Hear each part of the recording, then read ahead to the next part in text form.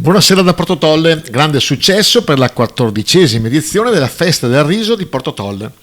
3 giornate con un'enorme partecipazione di pubblico, superando le aspettative degli organizzatori.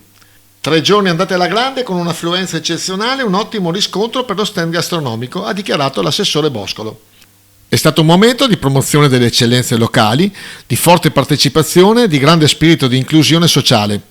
Un appuntamento che ancora una volta ha dimostrato il valore del lavoro di squadra e l'importanza della tradizione per la crescita del territorio.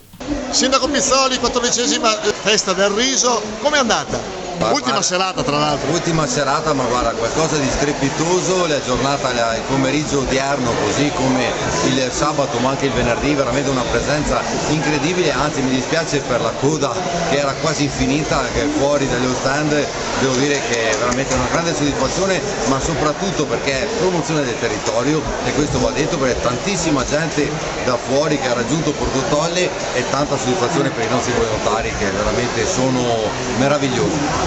E poi un sindaco anche distributore di cibo. Per via sempre dall'esempio ed è giusto che se si pretende qualcosa dei volontari il primo volontario deve essere il sindaco, io la penso così.